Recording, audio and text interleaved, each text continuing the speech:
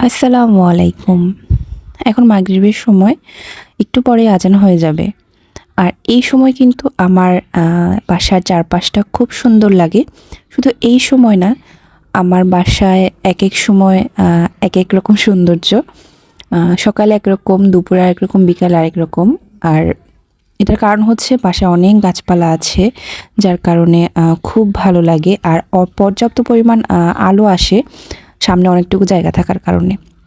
তো আমি আজানের আগেই আমার ঘরটা ভালো করে ঝেড়ে টেরে গুছিয়ে নিয়েছি, কারণ ঘর গুছানো থাকলে অনেক বেশি শান্তি লাগে। আর আগের দিনের যে কাপড়গুলো রোদে দিয়েছিলাম, সে কাপড়গুলো ভাঁজ করে রেখেছি, শাড়িগুলো শুধু ভাঁজ করে রেখে দিয়েছি, আলমারিতে তুলিনি, কারণ বাকি শাড়িও রয়েছে যেগুলো রোদে দেওয়া বাকি। এগুলো তুলিনি কারণ হচ্ছে আলমারিতে অনেক দিন থাকার ফলে শাড়িগুলো তো কেমন একটা যেন স্মেল ছিল, তো রোদে দেওয়ার পরে এই স্মেলগুলো চলে গেছে, বাকি শাড়িগুলোতে তো রয়ে গেছে। এই জন্য ভাবলাম যে ওখানে রাখলে হয়তো আবার এই রোদে দেওয়া শাড়িগুলোতেও স্মেলগুলো চলে আসবে। আর আলমারিতে বাকি যে কাপড়গুলো আছে, আমার হাজব্যান্ডও রেগুলার পাঞ্জাবি, যে পাঞ্জাবিগুলো পরে না, সেগুলো রোদে দিয়ে রাখবো, কারণ ধুয়ে তো রাখা হয়, রেগুলার ব্যবহার না করলে এমনিতে একটা স্মেল চলে আসে। তো আমি দেখাচ্ছিলাম আমাদের রুমগুলো। এই রুমটা ছিল আমার বোনের। তো সে বাইরে চলে যাওয়ার পরে এই রুমটাতে বেশি একটা আসা হয় না, কারণ আমার খুবই খারাপ লাগে ওর সব কথাগুলো মনে পড়ে। আর এর সাইডে হচ্ছে আমাদের ডাইনিং প্লেস থেকেও কিন্তু সরাসরি খোলা অনেক আলো আসে, এমনকি আমাদের রান্নাঘরটাতেও পর্যাপ্ত আলো আসে। আমার যে কোনো রান্নার ভিডিওতে আপনারা দেখবেন যে খুব দিনের বেলাতে খুব ভালো লাগে। তো আমি নামাজ পড়ে আর দেরি করিনি, এখানে চলে এসেছি চা বানাতে। আমি ইদানিং করছি কি, সন্ধ্যায় চা বিস্কিট খাওয়ার বদলে আমি একটা ভারী কিছু খাওয়ার চেষ্টা করছি, যাতে আর রাতে আমার কোনো কিছু খাওয়া না লাগে। তো সেদিন আবার আমার গলাটা কেমন যেন লাগছিল, তাই ভাবলাম যে একটু মশলা চা করি আর স্যুপ বানাই। তো অন্য সময় নুডলস বা অন্য কিছু খাই। তো এখানে ডিম দিয়ে স্যুপটা আমি বানিয়ে নিচ্ছি। এই স্যুপগুলো সুবিধা হচ্ছে যে প্যাকেটটা শুধু ঢেলে নাড়াচাড়া করে দিলেই হয়ে যায়। আর স্যুপটা আমি সবসময় ঠান্ডা পানিতে আগে গুলিয়ে নিই, কারণ না হলে দলা পেকে যায়।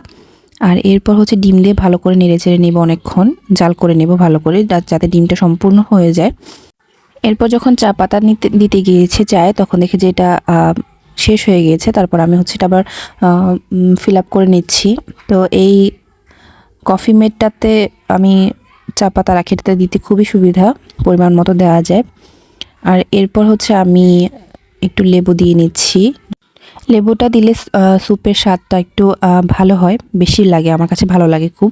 তো এই এতটুকু স্যুপ কিন্তু আমি একা খাবো না, আমি আব্বা আম্মাকে দিব আর আমি খাবো। তো এখানে হচ্ছে আমার চা হয়ে যাচ্ছে। চা যত জাল হয় আমার তত বেশি মজা লাগে।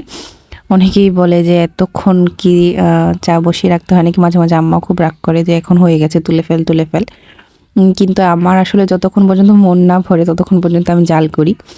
একদম পাতলা চা আমার খেতে একদমই ভালো লাগে না।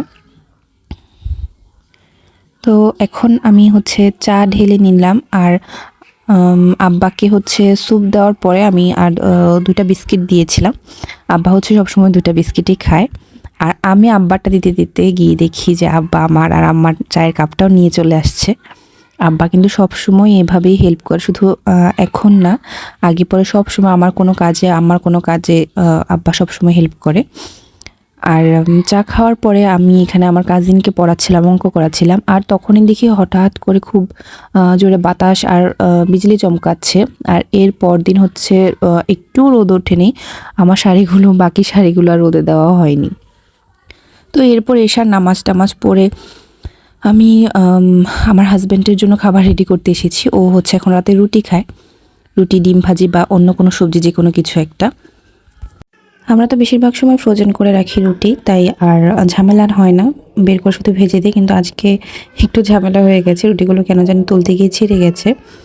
আর আমি কষ্ট করে রুটিগুলো একটু ভেজে নিলাম, যে কোনোভাবেই কড়াইতেও থেকে উঠছিল না, লেগে যাচ্ছিলো, তাই একটু তেল দিয়ে ভেজে নিয়েছি।